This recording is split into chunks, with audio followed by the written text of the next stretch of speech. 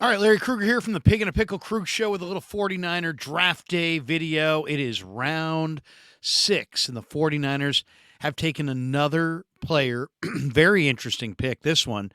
This is Dee Winters. They took Dee Winters from TCU. He's a linebacker.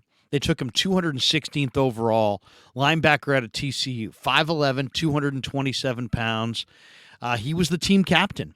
He began his career at safety. He showed up at TCU at about 195 pounds and led TCU in tackles back in both 2021 and 2022. The last 2 years, he's been their leader in tackles. But he began his career at safety, and that's what he is. He's a converted safety to linebacker player, and this is where the Niners have made this move over and over again. Fred Warner was a safety at BYU, kind of a rover, combo safety linebacker, and he became a linebacker. Marcelino McCrary-Ball started in college at corner, moved to safety, played safety all throughout college. He's playing linebacker for the 49ers. So Dee Winters is excellent in coverage. This last year, he had 79 tackles. He had one interception. He had a tackle for a loss. He's really good as a blitzer. Exceptional acceleration. He's a versatile player. This guy can play man-to-man or he can play zone. To me, what stood out is just what a playmaker he is. 7 tackles and a pick 6 against Michigan. Very, very quick. He's a leader. He's a high-character player. Tremendous college production. And 4.49 speed and a nonstop motor. This guy was the 2022 first-team All-Big 12 linebacker. He's rangy. He has instincts in pass coverage. He reads and reacts very quickly. He diagnoses very quickly, and he's got a burst to close on the football. Now, he played wide receiver in high school. He's from Brenham, Texas. He started off, he started this year as both an inside backer and an outside backer. And if you go back and look at what he did in the national semifinal, the college football, he was the college football defensive MVP of that national semifinal win. He had 7 tackles in the game. He had 3 tackles for loss. He had a pick 6. He had a pass breakup. Where does he fit? He's probably a 4-3 weak side backer, but he's also probably a guy that you can play in the nickel. The sub package has become the new base in the NFL.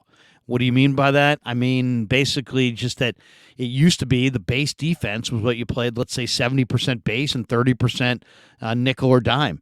Now it's the opposite. Now you're playing 70 to 75% of your snaps in the nickel or the dime in the sub packages, and the balance of the time is in the base. So this guy is a terrific, instinctive player. He went to Burton High School, where he was a wide receiver. This kid was a wide receiver in high school, and he has gone from wide receiver to safety to linebacker, but there's a lot to like here. He's fierce. He's a violent hitter, and he's got 4.49 speed. So this is the kind of spot where the 49ers are finding players that fit their scheme. They love Marcelino McCrary-Ball. They love Fred Warner. You look at Demetrius Flanagan-Fowles. What did he do at Arizona? He was a safety at Arizona. What is he with the Niners? He's a special teamer and a linebacker. So I think Dee Winters is going to wind up being in that same mold. Of course, they just lost Azeez Al-Shaair in free agency, so they're looking to pick up a couple extra bodies probably on the defensive side at linebacker. And Winters is, once again, a culture player. He was the team captain. He's a fierce leader. He's high character. He's got great speed. He's a tackle machine. And in the biggest games, he played some of his best football. So I really like him. I like this pick. He's got tremendous burst to close on the football. And then when he gets there, he provides a pretty big wallop. Now, he's not the biggest guy. He's a little on the small side, 5'11", 230, in that range, 6 feet, roughly 230 pounds. So he's kind of undersized by most standards, but the Niners like these undersized linebackers who can excel in pass coverage and who can run and hit. It's funny. We talked about this over the last couple of years. If you had a 4.7, if you were a 4.9 linebacker, you ran 4.9 back in the day, that was fine as long as you had instincts. Then suddenly you had to be a 4.7 linebacker, and if you ran a 4.9, you probably couldn't play. Now, if you're not a 4.5 runner at linebacker, you're going to get isolated in space against an athletic weapon on offense, and you're going to get toasted, and they're going to force you off the field. So we've gotten to an era now where the linebackers have to run 4.5. This guy runs even faster than that at 4.49. So to me, this is a really, really nice player. Why? Because the size limitations that he has, that's the biggest negative on the player is the size limitations. I don't think that really plays anymore in the NFL. I don't think that's really a factor. 6'1", 230, 5'11", 225, where whatever he's in that range, that's big enough. It's all about how productive are you? Do you diagnose quickly? Can you read and react quickly?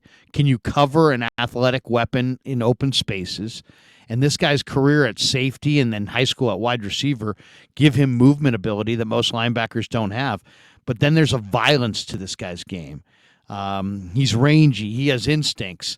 But to me, it's the combination. What really makes him great, it's the violence, it's the motor, it's the character, it's the 4.49 speed. And then this guy became the guy for TCU. Captain of the team, leading tackler the last couple of years. He winds up against Michigan, who's got a big physical offensive line and tremendous running game. What'd he do? He stepped up and was the best player on the field and was the defensive MVP of, I think it was the Peach Bowl, that college football national semifinal game. And I really like him. He's probably going to help you initially on special teams. I think that it's highly likely that he makes the roster. The nice thing about guys like this is that, he's a little undersized, but he's got exceptional acceleration, and he shows up with a violent hitter at the ball carrier. So, great pick by the Niners. To me, this one really stands out because you're looking for athletes. You're looking for guys who can fit a role in your defense. This guy is going to compete for that final linebacker spot this summer. The collegiate production is off the charts. The 4.49 means he's a cutting edge player in a lot of ways because he's got that incredible ability. And when you can combine the speed, the motor, the desire, the instincts, that there's a lot of good things going on there. And when you watch this guy accelerate and the instincts to read and react, exciting player, really an exciting player. So Niners have 3 picks in the 7th round, so they're not done yet. They'll have 3 more selections, and keep it locked on the Krug Show for all your 49er draft videos. And remember, after the draft, the Niners are going to sign 4, 5, 6 undrafted free agents, and based on their recent history, you may want to take account of those names as well. Thanks to Pig and a Pickle for being our title sponsor. Check them out in Emeryville and Corte Madera. They're open 7 days a week in Marin County from 11 a.m. to 8 p.m., and they're open Wednesday through Sunday in Emeryville inside the Emeryville Public Marketplace. And thanks for supporting the Krug Show on YouTube.